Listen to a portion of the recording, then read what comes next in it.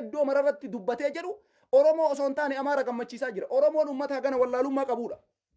Uummanni Oromoo uummata hagana wallaalummaa qabu. Abiyyiin boota abboota isaa tamiif deemaa jira jettanii dura dhaabachuu dadhabdan jechuu agarraatitti. Awwaata akka isinitti himuu deema uummata keenya. Abiyyiin Ahmaduma fedhellee osoo godhe የአባቶች ቦታን መልሳለሁ yoo jedhe achi deebi'uu hin danda'u. Warri dhuguma Oromoodhaaf quuqama qabu hidhame warra akkamitti abbaatochi bootaatti ilaalle jedhee isa dura dhaabatu tokkochi badhee hin jiru warra jegnoonni jechuu gootonni akka Caaluu Hundeessaa ajjeefame akka Jawaar hidhame akka Baqqalaa hidhame akka Daawud gurame warroonni garaa warroonni nyaatee dhugu haan afaaniin ani Oromoodha ani sabaan akkasii ani saba Oromooti ufiin jedhu nam tokko Abiyyi dura dhaabataa hin jiru. Abbaatochi bootaa wayita jettu kana abboonni kee kamii wayita jedhee namni Abiyyi gaafatu dhaban. Akka abboota keenya kaleessaatitti wayita Abiyyiin jedhu kana abboonni kee kaleessaa eenyu jedhee gaafachuu nama dhabame. Oromoo keessaa haggonaa Oromoon qabdu keessaa mootummaa naannoo Oromiyaa warra ofiin jedhu keessaa Oromoo ati kaleessa taariini kee maali? Ajjeefamaa turte, fannifamaa turte, qalamaa turte. Taariini Abiyyiin abboota isaatiin nutti dhaadatu kuni Minilik irraa kaasee Haayile Sillaasee dabalatee Dargii dabalatee Xaayituu Tedros ልጅ ኢያሱ ራካዚ አገራቲቲ ወራ ዱፌ ታሪክ አቦታ ከና ወይተ ጀዱ ከና ኦሮሞ መተካ ቁባን ቀቡ ጀቹ ሳቲ ወራ ቢይን አህመድ ኢሲናሞ አብቹን ኦሮሞዳ tokkochi kun Oromoon nu dhufe ilmi Oromoo dhufe angobbaye isa akkam goone achi sochoofna isa achi baafnaan eenyuun bakka buufanna Abiyyi yoo achi taa'e maasii godhaa jira.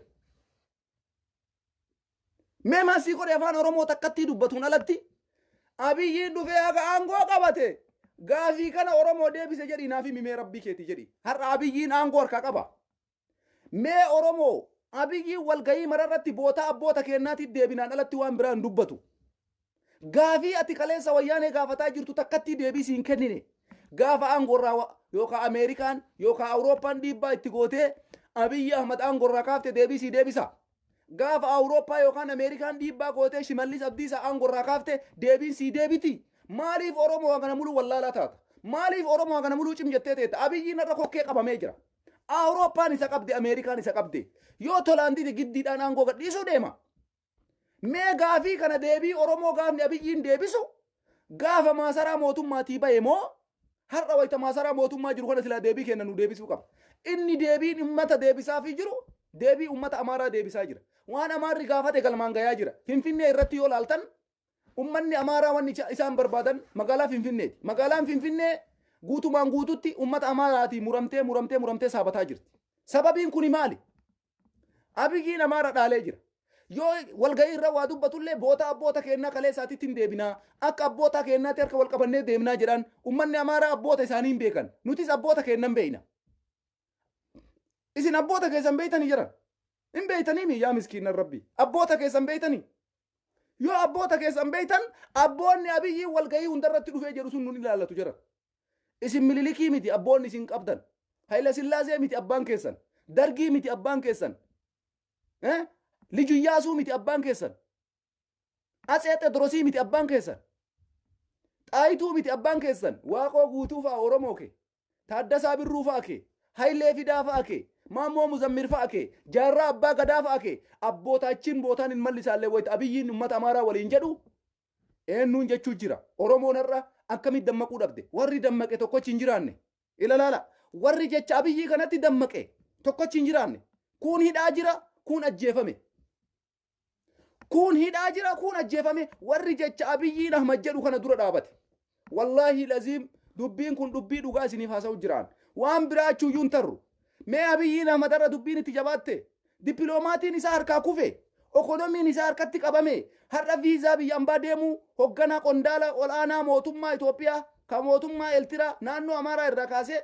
maatii isaatiif viizaan hin kennamu mataa isaaniitiif viizaan argatan Awurooppaa irraa citaa jiru. Isa dhumaa irratti maal ta'uudhaaf deemu? Aangoo gadhiisuudhaaf deemu. Abiyyiin har'a deebii Oromoo keessaa takkatti deebisuu hin dandeenye. Isinillee gaafachuu dhiiftan. Gaafachuu dhiiftan. Bakuma inni achi seene maasaraa seene abbichuuko abbichuuko abbichuuko abbichuuko bareedaako kanumatti haftan isinillee kanumatti gaafii kaleessa gaafattan abbaa biyyummaa Oromoo daangaan isaa haasararamu.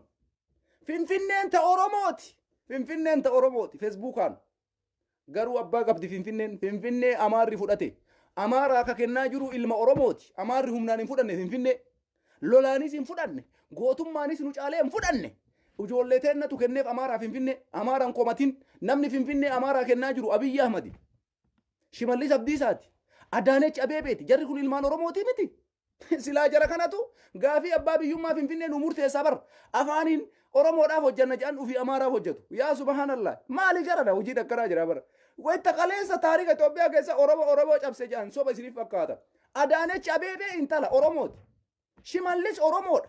Abiyyiin Ahmad Oromoodha. Biraanuun Juulaa Oromoodha. Baacaan Dabalee Oromoodha. Yilmaa Mardaasaa Oromoodha. Jeneraal Muhammad Oromoodha. Kuni marti ilmaan Oromooti. Osoo jarri kuni marti aangoo qaban Finfinneen akkamitti Amaaraa qoodamti. Eenyutu qoodaa jirare Oromootu isaanii kennaa jira jechuudha. Maaliif nu jalatti bula?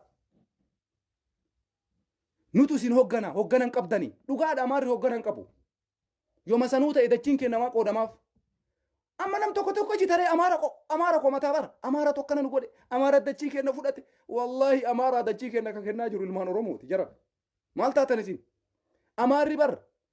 Ummata dheengadda jeneraalli poolisiin komishiniin naannoo Amaaraa du'ee guyyaa takka gadi bahee imimmaan isaan boo'inii bara. Guyyaa tokko gadi bahee hiriira isaan bayinii bara. Ummata Amaaraa jechuun kana bara. Isin ummata Amaaraa maa komattan? Namni ummata Amaaraa dachii teenna kennaafii jiru ilmaan Oromooti. Mee adde Adaanechi Abeebee kantiibaa magaalaa Finfinneeti. Maaliif dachii Oromoo qooddi? Mootummaa naannoo Oromiyaa Shimallis Abdiisaa ilma Oromooti. Ilma Tuulamaati. Yoo dachiin tunuu dachii Tuulamaa taate nu Oromummaa iyyaa jirra.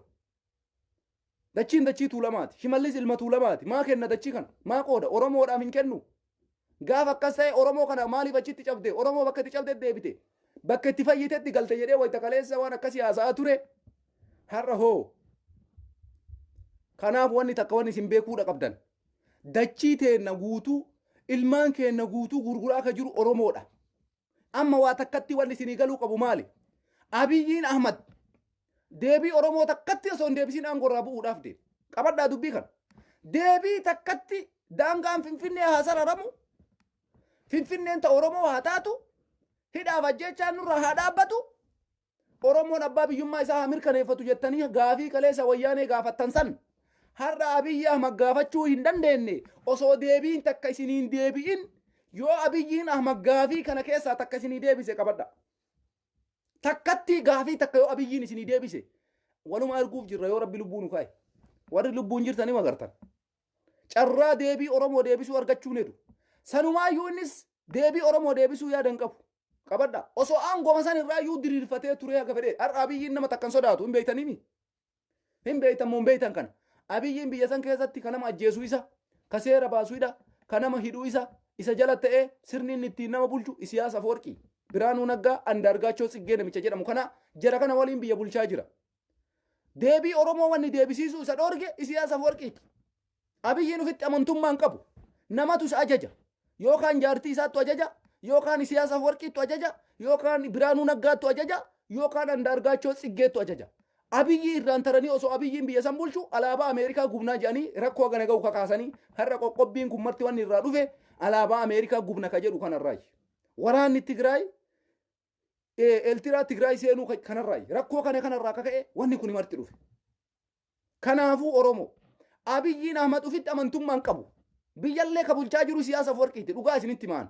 Itoophiyaan ka ittiin bulaa jirtu sirna Eeltiraan ittiin bulaa jirtuun bulaa jirti. Sirna Eeltiraan ittiin bulaa jirtu hojiitti hiikee ka hojiitti oofaa jiru Biraanuu Naggaatii fi Andaargaachoo Tsiggeeti.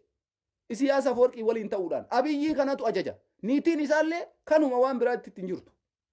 Walumaa galatti gaafiin kaleessa wayyaanee gaafattan takkatti osoo isiniin deebisin aangorraa ka'uudhaaf deema Abiyyiin Ahmad. Waan gaarii amma waa takkatti bichaa walitti dhaaman amma nuti Oromoon dogoggora dalagamuudhaaf deemu jira amma bakka kanatti. Tokkoffaa Oromoon har'a waan takkasitti maan waggaa 1,000 gabroomi. Waggaa 1,000 gabroomi. Oppodiyoo keessa warra maqaa oppodiyoo dhaatee har'a Oromoo tajaajilaa jiru kana keessa abadan.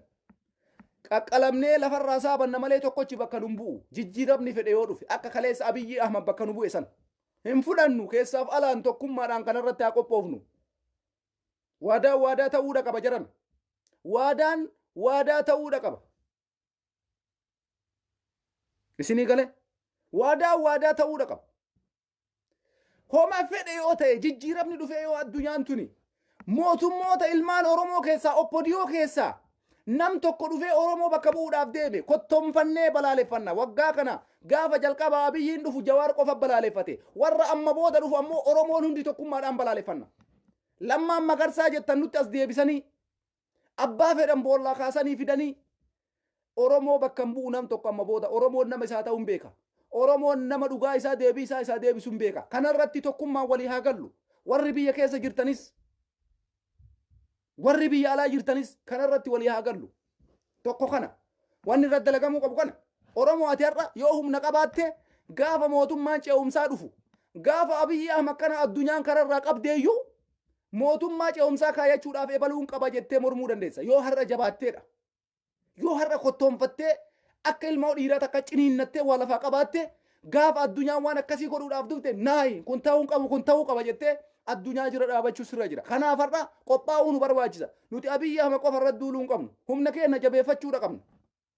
Humna keenya jabeeffachuu qabna wayita jennu warra bosona jiru san ijoolleen teenna dargaggeessi biyya keessa jiru jalmarroo waamicha isinii godhaa jira. Waamicha isaa kabajaa dhaqa. Waamicha isaa kabajaa dhaqa. Isinii ka biyya ijaaruu qabu.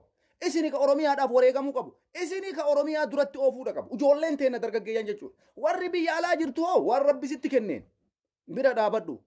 Amma Abiyyii fi waraanni adda bilisummaa Oromoo juntaa wayyaanee jarri jedhan sun tokko ta'ee jira. Akkaataa itti tokko ta'e anatu isinitti hima. Abiyyiin Ahmad amma booda qarqaarsa alarraan argatu. Birrii biyya keessaa gibira uummatarraa funaanu malee. Qabadhaa dubbiin tana bara. Qarqaarsi tokko biyya Itoophiyaa jedhamtu saniif wanni saantibiin takka biyyi kennitu hin jirtu. Tuni waan guddoo birrii gibira uummata keenyarraa funaanu qofa wanni Abiyyi Ahmad qabu. Kanarratti maaltu ta'uudha qaba? Waraanni adda bilisummaa Oromoo ummata isaa darajjaasisee Oromiyaa kutaa 11 keessatti ummata Oromoo gibira gaafachuudha qaba. Kana namni marti irraa dubbachuudha qaba. Wanni sodaatan takka illee hin jiru. Gibira kafalamuudha qaba waraana adda bilisummaa Oromooti. Raayyaa ittisa biyyaa Oromooti. Oromoodhaaf wareegamaa jira. Oromoodhaaf du'aa jira. Oromoodhaaf badaa jira. Wanni gibirri inni isaaf hin kafalamneef hin jiru. Gibira gaafachuudha qaba. Waraanni adda bilisummaa Oromoo gibira mootummaan akkuma mootummaan Itoophiyaa nama ajjeesaatuma uummata irraa guuru kanatti gibira sassaabuudha qaba. Kutaa 11 keessatti gabareen kenna gibira kaardii muree waraana adda bilisummaa Oromootiif galiin galuudha qaba. Kana irratti dalaguudha qabda warri biyya keessa jirtan ilmaan Oromoo taatanii ilmaan qaqqaalii jira biyya keessa. Ka lubbuudhaaf sodaatee hidhaa sodaatee mataa qaqqabatee ta'aa jiru. Kanarraan deebisee ammoo kana dalaguudhaaf waraana adda bilisummaa Oromoo ka Oromiyaa kutaa hunda keessa jirtan ejjennoo keessan jabeessitanii leenjiin jabaachuudha qaba. Mootummaa ce'umsaa dhufuudhaaf deema. Addunyaan Abiyyi Ahmad kararraa qabuudhaaf deemti. Gaafa Abiyyi Ahmad kararraa gore dirqama waa qabaachuu nu barbaachisa nuti. Waa qabaachuu nu barbaachisa. Xal jennee ammallee dhufee Dabratsiyoon Gabra Mikaa'el nu bulchuu hin qabu. Ofirraa qaraakkaruudha qabna. Ta'uudhaan qabu. Ta'uun qabu jennee dura dhaabachuu qabna. Abiyyiin deebistee namicha addunyaan namicha ammaan isiniin jedhu kana Dabratsiyoon Gabra Mikaa'el kun dhufee mootummaa Itoophiyaa ta'uuf deema namichi kun. Qabadhaa dubbii kana. Abiyyiin Ahmad kararraa gorraa wanti martiin jijjiirama bara. Wanti martiin jijjiirama. Warri har'a akkanatti Abiyyi jedhu kun marti. Abiyyitu biyya diigee, Abiyyitu biyya akkas godhee, Abiyyitu biyya akkas balleessee, Abiyyi irratti duulu bara. Abiyyi irratti duulu. Muluun isaa bara. Haga Shimallis hin bahutti. Anatu isinitti hima kana. Osoo har'a Abiyyiin kararraa gore diqqaa guddaan maal namichi biyya kuffisee dhabe. Namichi biyya qilee kaayee dhabe. Namichi biyya dhabamsiisee dhabe. Warri har'a bara abbichuu ati rabbi jedhu ati goofta. Si malee namni hin jiru. Wallahi warri har'a akkana jedhu kuni osoo Abiyyiin akkana diqqoomesii kararraa maqe ka qilee kaayee dhabe rabbi dhaba isa godhe baguma rabbi dhaba isa godhe jedha.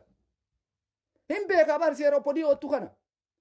Warri namaa erga muujiin isaa kanuma wayita ati kararraa gorte qaata qayyaramee ka dhufe sanitti dabalame jechuudha. Kanaaf jaran Oromoon dogoggoruudhaan qabu. Tokko kana adda durummaadhaan waraana keenya bosona jiru jabeessuu nurra jira. Ummanni keenya ummanni Oromoo ammoo gibira kafaluudha qaba huboodhaan. Gibira kafaluudha qaba. Woboon har'a isin baraaraa jira. Nasbee teessan ta du'aa jirtu dhiiga keessan wayita finxaaleeyyiin sirna durii deebisuudhaaf deeman uummata keenya ajjeesu gumaa baasutti jira. Kanaaf gibirri waraana adda bilisummaa Oromootiif sassaabamuudha qaba. Abiyyi Ahmadii fi woboon tokko har'a. Abiyyiinis alarraa waan takkan argatu qarqaarsiisaa alarraa hin jiru gibira biyya keessaa sassaabu qofa. Qamadii yoo ta'e jaalmarroolleen gara fuulduraatitti fotoo kaasee poostii godhuu hin danda'a. Oromiyaan ta biyya hundaati ta Abiyyi qofaa miti.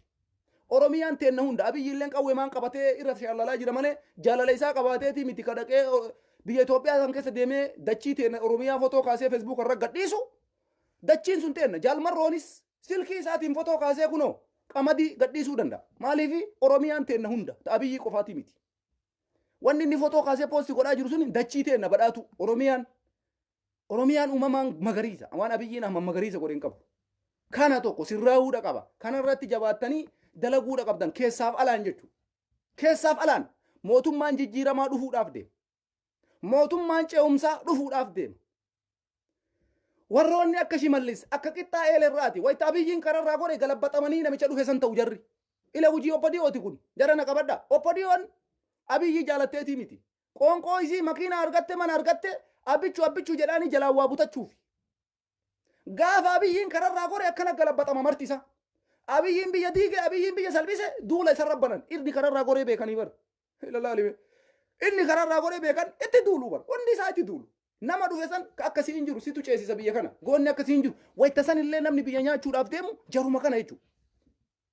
Uummanni keenya kana beeku sirra jira. Tokko kana. Inni bira wanti nu furmaata itti godhuudha qabnu. Mee yaada kiyyallee asumatti sinirraa gabaabsa. Wanti bira wanti nu furmaata godhuudha qabnu. Rakkoo nu keessa seente jira. Rakkoo nu keessa seente warra biyya alaati. Diyaaspooraan keenya. Waa'ee hayyoota keenyaa irratti jechuudha. Oromoon hayyuu baay'ee ala kana qabda. Warra lakkooynee fixuu hin dandeenye. Kanu maqaa isaanii beeyne, kanu maqaa isaanii beeynu. Hayyoota keenya warroota akka Tsaggaayee Araarsaa, Itti Aanaa Habtee, Iskeel Gabbisaa, Biraanee Masqal dabalatee nama baay'eedha namni lakkooynee fixuu hin dandeenye. Warri kuni akkasuma deebisee akkuma kanaan dura tuyne waa'ee miidiyaa OMN irratti rakkoo jiruuf gadi teettanii balbala cufattanii ilalaal balbala keessan cufattanii akka yeroo gabaabduu keessatti araara nuu buustanii nu gammachiiftan isin eenaa jechuu isin. Maaliif? Isin martuu qabsaayota Oromooti. Isin martuu nama mana tokko qoraan cabsu namni wal loluun inuma jira zanni wal ibbaduun inuma jiru aadiidha jaran waa walirraan ajjeefne rakkoo keessan ka jiru jaarsa tulaalee furmaata itti godha. Kanaaf adaraa hayyoota teenna warra biyya alaa kana keessa jirtan warri Oromoodhaaf agarraatitti bifa keessan hin jijjiiratin. Warri manaaf jecha bifa keessan jijjiiratin warri birriif jecha bifa keessan hin jijjiiratin adaraa rakkoo keessan ta jirtu gizeen balbala cufattanii karra cufattanii mari'attanii yoo wal miitanillee keessatti miidhaa saniif jaarsi miidhama keessan isin ilaalee akka fixattan barbaan kama dhugaan jechuudha. Gizee kanatti gizee hayyoonni keenya fuula walii guurtanii miti. Gizee isin bakka takka teettanii walii waan tokko nuu dubbattanidha. Nuti kanaaf jecha miidiyaa keenya miidiyaa jaalannullee waa jechuuniin nutti ulfaata. Haa ta'u garuu waan hundaayyuu waan saba Oromoo kana miidhu waan argine numa dubbanna. Ani wanni jechuu barbaadu hayyoonni keenya maaloo gadi ta'a mari'adhaa araara buusa. Jaarsoleen teen warri akka sheekolee taatanii ka Ameerikaa keessa jirtan ka Ingiliiz keessa jirtan jara kanaan walitti fixa. Rakkoon anama namaan wal loluun hin danda'a. Namumaa waliin na araarsan. Dirqama bakka fakkeenyaaf hayyuun tokko walitti komatee namni waan tokko yoo komatee ima illiki illee walitti qabataa ima walitti aareellee wanni sun ta'uu qabu jedhee ima godha. Rakkoon qabu kanallee isinirra laallu. Garuu amma gizee kanatti gizee Iskeel Gabbisaatii fi hayyuun tokko ka OMN irra ejjatu fuula walitti guuruu miti. Gizee Itti Aanaa Habtee fi hayyuun tokko hayyuun miidiyaa OMN keessa hojjetu fuula walitti guuruu miti. Naayin kuni ta'uudhaan qabu. Furmaata nuu fidaa waan kana. Osoo waan biraatitti seeniin jalqaba waan kana fala itti nu barbaada. Jaarsoleen teenna jaran. Jaarsi keenya dubbii jaarsi hin dadhabuu bara. Waan maraayyuu jaarsa fixa jaran. Rakkoo dhuunfaa keessaniin jiru maaliif hin araaramne? Maaliif yoo waan ulfaataa ta'e kaasaa kafalamee ebalutu natti miidhe ebaluun na balleesse baarree jaarsa situ itti balleesse gatteettanii yoo miidhama guddaallee ta'e kaasaan kafalamee jarri kun walitti haa fixatani. Maaliif kana jedha beeytani? Jarri kuni haa xiqqaattu haa guddattu waan badaa dubbataan jiran ufii isaaniitii zannii walii qaban gara qabatanii kallattii hundaan gara Facebook isaaniitiin haa ta'u gara miidiyaa Oromoon irra miidiyaa hedduu qabdan. Keelloo miidiyaa, OMN, Kuush miidiyaa, Oromoo 11 miidiyaa tokko gosaa qabdu shubboo miidiyaa kana mara irratti dhuftanii yaada keessan Facebook keessaniin alattuu dhuftanii ibsachuu dandeessan. Garuu waan kana irratti wanni isin badaa waan Oromoo dubbattan hin jiru. Isin martuu Oromoodhaaf qabsooftan. Isin martuu rakkina Oromoo dubbataa jirtan. yoo an argu iskeelis oromoo dubbata itti aanaallee oromoo dubbata warri OMN irra jirus oromoo dubbata warri komii walii qabus oromoo nuti tanuma isinirraa barbaanna garuu rakkoon keessan ka jidduu keessan jiru nu miidha jaran alaa hayyuun kee lamaan walii yoo bu'e qabsoo teetiif gufuudha hayyuun kee lamaan namni ati jala deemtu suni wal gaacha'e taanaan san addaan dhoorgu sirra jira jalqaba gaafa san bakka takka deeffatte qabsoo kee fuuldura deemta jechuudha kanaafi ataraa isiniin jenna sheekoleen jaarsoleen isin caalan beeynu rakkoo hayyoota keenya jidduu jiru fura bakka kamuu kan jiru waa'ee oromoo keessa seenaa jiran maaliifni jaarsa jechuun bar mootummaadha bar mootummaa of danda'e bar jaarsa jechuun annama tokko yoo miidhama nama saniin irraa kaasaa kafalee nama saniin na araarsa jaarsa jechuun akkana warra kolkolee qoshaashaa nama arrabsuu malee waa takka hin beeyne kayoo ati as bahii fuula kee mul'ifadhu akka dhiiraa haasa'e jettuun amma takkatti asandaaboo jegnaadha dhugaa isinitti maan gootitti sodaa namaan qabdu as baatee waan barbaadde jettee nu arrabsiti jechuudha nam tokko ana arrabsuun dadhabu garuu asi fuula isaa asin baasu sun amma dhiira moo beera jennaan amma namni akkasii suni dubartiidha moo dhiiraati wayita silkii kee qofa wanni keettee footoo kiyya of dura keettee ana yookaan waan argite na gootee na arrabsitu ati dhiira moo dubarti yoo dhiira taate akka dhiiraas bahi waan aan jedhi yoo ammoo waa sirra hin jiraanne sagalee dhiiraa qofa qabattee jalli kee dubartii ta'e yeroo har'aatiitti dubartiin hin sodaattu takkatti asandaaboo fakkeenya godhuu siin jedha warri afaan kee qofa rabbi sirra kaa'ee bat jettu watu waatta sine jegnaa kaone as bahi akkanaa kanatti dubbadhu isin beeyna nam tokko dhiira uf fakkeessitanii akka beeraa hunda jala teettanii wat hin jedhina as bahi na arrabsi kallattiidhaan na rakkoo yoo narraa qabaatte yookaan ammoo shinshinii godhattee shinshiniin godhanne dhiira goda keessa teettee namaan waan jedhin rakkina narraa qabdu dhuunfaadhaan kallattiidhaan as bahi fuula keessa silaalla gurraacha moo diimaa moo bineensa moo namaa keetu sagaleen wasaanyii miti as baatee kallattiidhaan namaan waa jechuu barbaachisa ergaa kiyya kun hunda keessan warra kaameeraa jalaa dhokattanii nama arrabsitan hundi achumatti onnee keessan laaluu isinirra jiraata namni kaameeraa sodaatu namaan waa jechuun hin barbaachisu jalqaba kaameeratti as bahii fuula keellee mul'ifadhu diqqaa guddaan si haa argu oromoon addunyaarra jiru kun marti si haa argu nama akkamii akkati taate sheexaana taataaf nama taataayyuu sin beekan yerra hundatti achi qabee kaameeraa nama arrabsa ni galee kana wanni jiru kanaafi hayyoota teennaa walitti araarsaa oromoo si rabbitu si iyya si rabbitu si lola si rabbitu si qabsaaya dhugaa qabda Abiyyi Ahmad injifattee jirta injifattee oromoo har'as boris injifatta hin shakkin filannoon kun hin godhamu qabadhaa kanallee filannoon kun hin geggeeffamu filannoon Abiyyiin godhaa jiru kun tasumallee hin geggeeffamu kana amanaa filannoon kun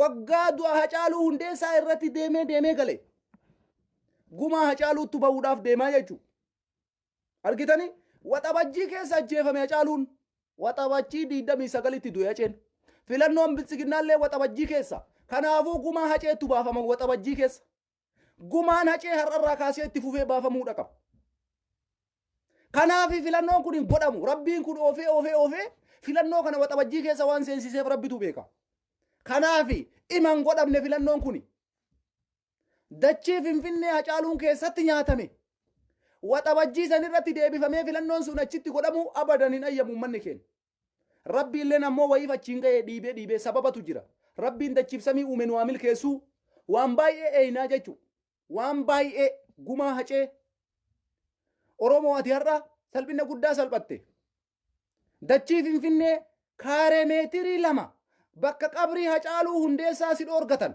kaaree meetirii 2 la kaaree meetirii 2 Hacaaluu Hundeessaa itti awwaalannaa nuu kennaa jenneeni warri bootaa abboota isaatiif deebuu barbaadu yaa abbaatochi bootaan hin mallisaallee warri jedhu hin kennamu Hacaaluun du'ee banna malee Finfinnee keessatti siidaan isaa sin ajaaramu bakkeen awwaalchaallee Hacaaluudhaaf hin kennamu jedhanii fuudhanii ambootti awwaalan kanaafi oromoo wayita Hacaaluudhaaf kaaree meetirii 2 bakka awwaalcha isaa si dhoorgatan Finfinnee shaggartii Hacaaluun jedhaa ture ani Finfinnee du'a jedhaa jiru Hacaaluun dachii inni irratti wareegame awwaalcha dhoorgatan kaleessa ummata Amaaraatiif galma aadaa Amaaraa jedhamee kaaree meetirii 42 ummata Amaaraati galma aadaa Amaaraa jedhamee ummata Amaaraati kenname sabboonaa oromoo ija oromoo qalbii oromoo jirtuu duuba san hin dhagaamu warra nuun jedhu har'a sagalee isaa nu dhabsiisanii yaadannoo isaa magaalaa Finfinnee handhuura magaalaa guddittii dippiloomaasii addunyaa keessatti magaalaa inni keessatti wareegametti iddoo kaaree meetirii 2 nuu kennaa inni dhabne. Har'a Oromoo atiin jirtaa dhuguma rabbii hin jirtanii. Dhuguma rabbii Oromootu biyya bulchaa jira. Dhuguma rabbii Oromootu biyya san hoogganaa jira. Adaanech Abeebee Hacaaluudhaaf siidaa maan ijaarin. Shimallis Abdiisaa Hacaaluudhaaf siidaa maan ijaarin dhuguma dandeettii qabda. No, isin abiyyi tochi isin kaaye. Wanni abiyyiin hin barbaanne takka illee hin taatu. Shimallisiifis hin aaru'anitti. Adaanechil ittiin aaru'an. Maaliif? Abiyyitu achi kaaye yoo abiyyiin siidaan Hacaaluu haa ijaaramu jedhe qofa ijaarama. Yoo abiyyiin siidaan Hacaaluu Finfinneetti ijaaramu jedhe hin ijaaramu. Kana wanni jiru jedhan. Gowwaa taanee Adaanechi Amaalee kanuma wanni isiniin jechuu barbaannu Oromoo yoo jiraatte hin jirra jechuu sirra jiraata. Yoo jiraatte hin jirra, yoo hin jiraanne ammoo hin jirru. Kanuma wanni isinirraa eegamu. Kanaafi nuti waa baay'ee jira. Wanni isinitti himnu kana caalallee jiru yaa jiran. Rakkoo dhugaa jirtu isinitti himna isin ammoo dhugaan fudhattan. Dhugaan jirtu tanuma. Warri Hacaaluu siidaan isaa akka Finfinneetti hin ijaaramne godhe kaaree meetirii 42,000 uummata Amaaraa galma aadaa Amaaraa Finfinneetti akka ijaaramu ayyama godhame. Oromoo Amaaraa galma aadaa Amaaraa santu sii caala moo siidaa Hacaaluutu sii caala? Ati akka Oromootitti yoo deemte. Anaaf siidaa Hacaaluutu naa caala. Galma aadaa Amaaraa naannoo Oromiyaa keessa ijaaramu ana akka kiyyatti hin ayyamu. Ani ka barbaadu artistii keenya jaalatamaa kabajamaa Hacaaluu Hundeessaa handhuura magaalaa Finfinnee keessatti siidaan isaa ijaaramee diqqaa guddaan dhaqee achitti akka isa daawwatu kana wanni an barbaadu. Saniin gara kaanitti ani waan takka hin barbaadu. Kanaaf Oromoon dammaqaa jedhan. Ufuma keessan iyyuu isinit dhagahamuu qaba. Zabana qaroominaa kana keessa, zabana akkana teknooloojiin guddate kana keessa, zabana diqqaa guddaan rakkoo jiru isinii himu kana keessa OBN qofa laaltanii hin dogoggorina. OBN qofa laaltanii hin shawwadamina. Miidiyaa OBN qofa taate biyyattiin miidiyaan biraa dabarsuu hin danda'u. Kana mootummaan kaleessa dubbatee jira. Ayyoo miidiyaa kiyya qofaan waan ofii barbaade qofa gabaase ani shororkeessaadha jedhaa ture mootummaan kun kaleessa. Dubbiin sun dhugaa ta'eerra biyyi nama shororkeessaadha. Ka jedheedhaan osoo hin taane addunyaadha. Inni shororkeessaa jedhaan jaalmarroo shororkeessaadha jedhaan waraana Tigraay addunyaan ammoo abiyyiin shororkeessaadha jetti. Kamtu sirri? Ka addunyaa kanatu sirriidha jechuudha. Woboon shororkeessaa miti. Woboon falmataa sabaati. Woboon Oromoodhaaf wareegamaa jira. Saantibii takka osoo Oromoo irraan fudhanne, gibira tokko osoo Oromoo irraan fudhanne, bilaashatti Oromoodhaaf du'aa jira waraanni adda bilisummaa Oromoo. Kanaafi warri ala jirtan waraana adda bilisummaa Oromoo tumsaa hayyoota keessanii sagalee ta'aa. Oromoo tokkummaan keenya haa deebi'u hayyoota keenya jaarsolee waan rakkoo isaan jidduu jiru barbaadanii akka walitti araarsitan. Kanuma isiniin jenna wanni biraa wanni jennu illee hin jiru. Tokkummaan Oromoo bakka takkatti haa deebi'u. Oromoon ammoo sa'atii kanatti amma sa'atii addunyaa mootummaa kana qabdee gara birii oofaa jirtu kana keessatti Oromoon karra cufatee maal ta'uu qabnaa? Akkami socho'uu qabnaa? Nuti dhuguma maali? Wanti nu gaafataa jirru maali? Mootummaan kun waan nu gaafanne deebii nu kenne. Oromootillee kana of gaafachuu qabda bara. Abiyyi Ahmad waliin dhaabachuudhaaf Oromoon Abiyyiin Ahmad deebii Oromoon gaafate nu deebisee jennee of gaafachuu qabna jalqaba. Waggaa sadiini Abiyyi Ahmad waliin dhaabanna yoo jennee murteessine mee Abiyyiin maan nu godhe haa madaallu. Abiyyiin Oromoodhaaf Jawaar hidhe. Abiyyiin Oromoodhaaf Baqqalaa hidhe. Abiyyiin Oromoodhaaf Daawud Ibsaa uggure.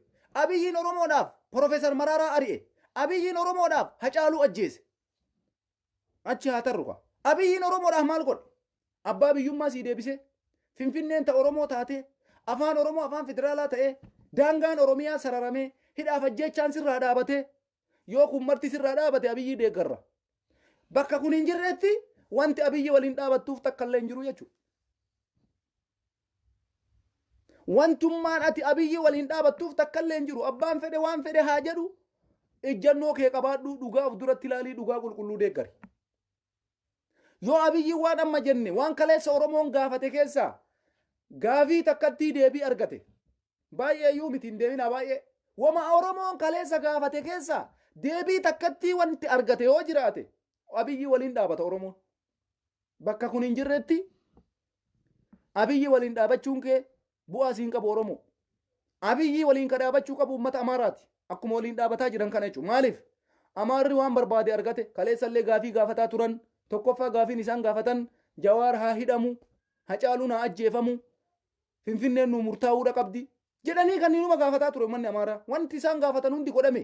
Tokko Jawaar haa hidhamuudha. Lama Hacaaluun haa ajjeefamu. Sadii Tigraay irratti lolli haa banamuudha. Uummanni Amaaraa kaleessa kana gaafate. Kanaaf uummanni Amaaraa Abiyyii deeggaraa bara. Mee waallee isin haa yaadachiifnu jiran. Uummanni Amaaraa wanni galgalaa ganama Itoophiyaa jedhuuf Abiyyi Ahmad kana gaafii gaafatanii gaafii isaan gaafatan hunda deebii itti kenne. Tokko Jawaar Mohammad nurraa hidhi. Gaafii Amaaraa adda durummaan Abiyyi gaafataa ture kana tokko. Lammata artistii Hacaaluu Hundeessaa 4 kiiloomeetira aanee jedhu kana nurraa ajjeesi. Gaafii Amaarri gaafate lammaffaa. Sadaffarratti gaafa Jawaariif Hacaaluu kanarraa qaban Tigraay irratti lola nu labsi jedhan. Achi booda ammoo jalqaba osoo Tigraay biran gahin waraana adda bilisummaa Oromoo ABO shanee irratti waraana nu labsi. Kumaandi poostiin bulte Wallagga waggaa 3. Isa dhumaa irratti afraffarratti lola Tigraay gaafate uummanni Amaaraa. Walqaayitti Xagadee, Aksuum, Shiree, Salaklakaa, Maarree jedhee Abiyyiin haasa'u kana dachii kennaa Aksuum dhaynee xaasaa abboota kennaatiin dhuguu qabna jedhanii Abiyyi Ahmad kakaasanii waan san hunda godheef Amaarri Abiyyi deeggarus dhugaa qaba. Yoo Abiyyiin kufe waliin kufan waan ta'eef jarra. Qabaddaa jiran. Abiyyi yoo kufe Amaarri wajji kufa bar. Namni irraa Abiyyi utubee deemaa ni jiru isaanii waan ta'eef. Kanallee amma sumatti addaan isinii baasa. Abiyyiin kufe taanaan Amaarri walumaan kufa. Namni biyya san bulchuu carraa qabu Oromoo fi Tigreedha. Dabratsiyoon haa ta'u Oromoo keessaa abbaa fedhe haa ta'u Oppodiyoon nun bulchitu. Oppodiyoon nun bulchitu. Namni biyya san bulchu namuma lama yookaan Jawaarii yookaan Dabratsiyoon. Amaarri abadan Abiyyiin kararraa gorraa walumaan karaa gora Amaarri. Kana qabadha. Uummanni Amaaraa Abiyyiin kararraa gorraa walumaan kararraa gora. Oromoon ati ammoo kana maraa keessa hin jirtu. Kanaafi hayyoonni kenna warri ala jirtan tokkummaan keessan nuuf wassaanyiidha.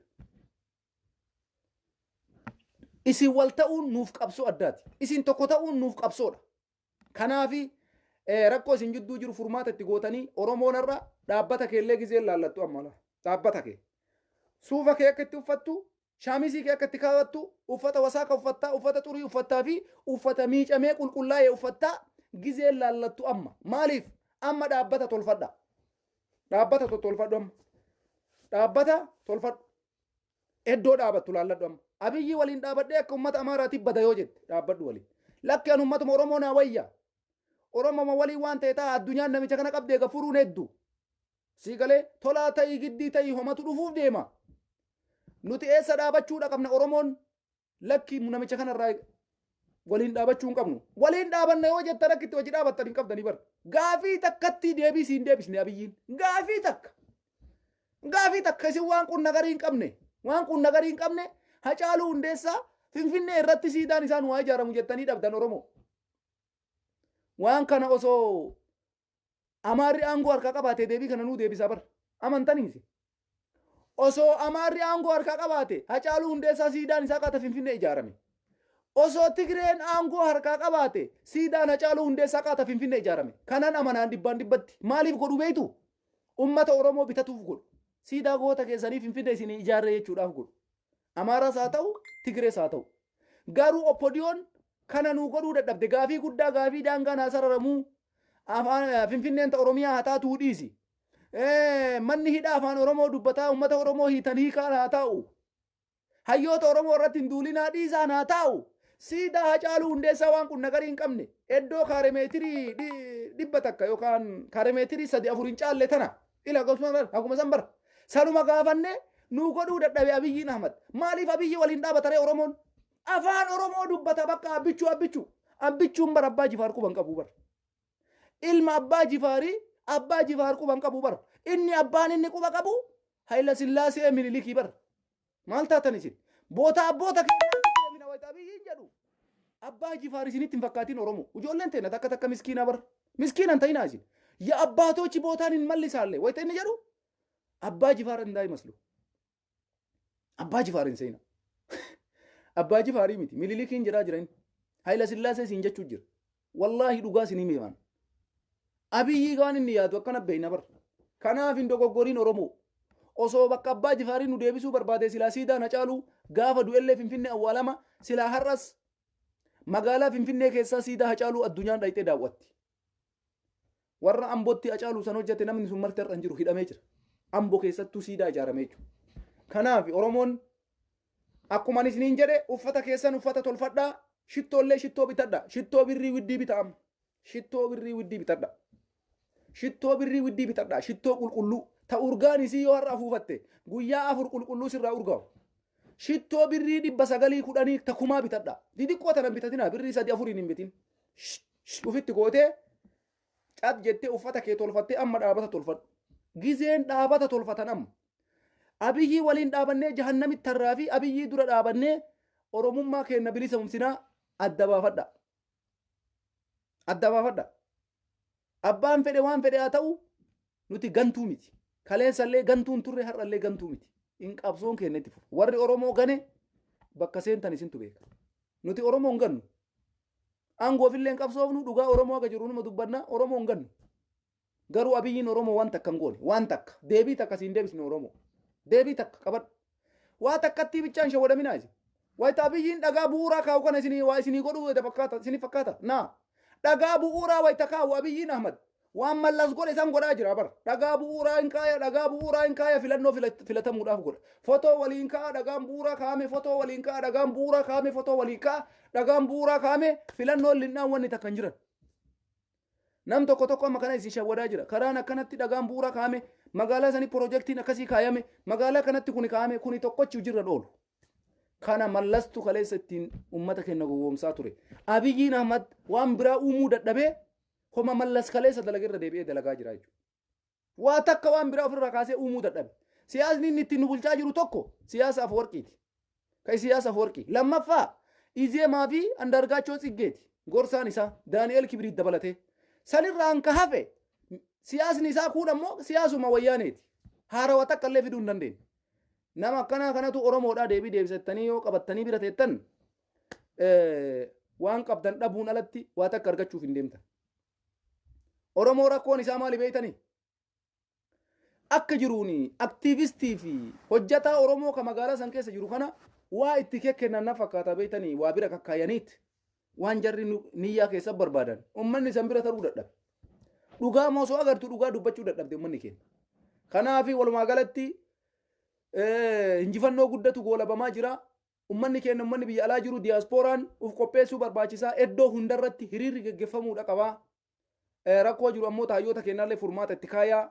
Kanaan wal qabsiisee ummanni keenya iddoo hundatti qarqaarsa waraana keessan ka bosona jiru itti fufa. Kana yeroo mara warri irra deebinee isinitti himu jiru. Ummanni illee qarqaaraa jirtanii jabaadhaa itti fufa. Warri qarqaaraa hin jirres qarqaara. Naannoo keessan qoqqoradhaa hin argattanii akkasi bifa saniin itti hafuufu ta'abiyyi ittuma jabaataa deemti jechuudha. Dippiloomatiin isaa itti jabaataa deemaa jira. Qondaalonni mootummaa akkuma isin agartan kana viizaa maatii isaanii ta'e isaan ta'e akka gara Ameerikaa hin deemne godhame Awurooppaalleen ijjannoo kanarraa naftu kanuma irra keetti saniin gara kaanitti kaa yoo qondaalli mootummaa tokko maatii isaa biyya alaa ergachuu hin danda'in kun waan guddaa. Kun injifannoo guddaa. Injifannoo guddaa. Gaafa mootummaan ce'umsaa dhufe maatii isaa waliin achitti qabama jechuudha. Wanni ilma isaa biyya alaa ergate amma ijoolleen abiyyi akkuma jalqaba dura isinii kaase Ameerikaa jirti. Kana booda warri hafe ergachuu hin danda'u ijoollee isaa biyya hambaa. Uggurri ajaa'ibaati. Ameerikaa mee ilaala isteeppii isiin ittiin deemtu ilaalame. Isteeppii Ameerikaan ittiin deemtu ilaalame. Qondaala mootummaa biltsiginnaa akkasuma siyaasa Afwerqii ta'ee maatii isaatiif isaanis biyya Ameerikaa ardii isaanii irra jechuu akka hin dandeenye godhama. Sanirraan ammoo qoqqobbii biraa ka diinagdee baankiin addunyaa baankiiwwan Awurooppaa kan qarqaarre ka Ameerikaa kophaa iyyuu dhiisi. Bakkuma kamiyyuu akka irraa citu irratti dalagamaa jira. Awurooppaalleen akkasuma jirti. Kun injifannoo guddaadha. Oromoon hin injifattaa ammoo akkuma mammaayisi Oromoo jedhu sababa Tigraayiifuu haa dalagamu baajii jalaan qululluun bishaan dhuydi jedhan. Wanti Tigraayii dhufe nuuf hujii ta'a. Nuti kaleessallee mootummaa kana haga iyyineen beeytan. Sagaleen kenna haga iyyaa turreen beeytan. Ji'a jaha qulqulluu Hacaaluu Hundeessaa dhugaan isaa haa ba'u jennee iyyaa turre. Amma kun waggaan Hacaaluu dhufe.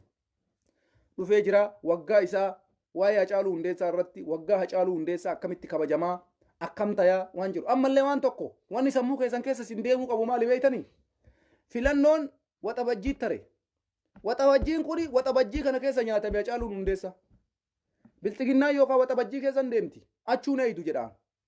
jara na qabadhaa dubbii kana waxabajjii guyyaa waggaa Hacaaluun Hundeessaa du'etti biltsiginnaan duutee dhaga'uudhaaf deemna qabadhaa dubbii kana gurratti siin cala'u waggaa Hacaaluu Hundeessaa nyaatetti biltsiginnaan nyaatamuudhaaf deemti rabbiin dachiif samii uume nu haa tumsu insha Allah yaa rabbi irratti nu qabi filannoon kun waa malee waxabajjii keessan seenne rabbi nu haa tumsu filannoon kun hin geggeeffamu bakka maraa ejjennoo kana qabadhu kai sagalee kee dhageessifadhu gadi bayi xiqqaa guddaan ummata Oromoo warri biyya alaa jirtan warri biyya keessa jiruuf sagalee ta'a warri biyya keessa jirtanis ima socho'amee maruma raftanii diqqishuu isii bibiigen ijoolleen bosona deemaa jirtu baay'ee galatooma warri mana jirtanis Facebook waa barreessurra osoo xiqqoo sosochootanii gaarii ture isinumatti jabaatte gara marattuu wanni godhu hin jiru akkasii galatooma ulfaadhaa fayyaa ta'a ergaan kiyyarraa kana fakkaataa dhugaa rabbiititti na gammachiisee ejjennoon Ameerikaa kuni keenna oluma warri kaleessa Joe Biden injifannee jirra jettan har'a ammoo Joe Biden girrisaadha Joe Biden juntaadha jechuu jammartanii jechuudha. Hojiin keessan akkanuma namni Abiyyii dura dhaabate isiniif juntaa isiniif girrisaadha. Dhugaa hin jaalattan waan ta'eef kaleessa gaafa namichi kun dhufa akka waan namichi kun Abiyyii deeggaruu hundi keessan injifanne jettanii Facebook irratti poostii godhaa turtan. Eessi har'a eessa dhayi ture? Kanuma hojiin keessan nagaan jedha.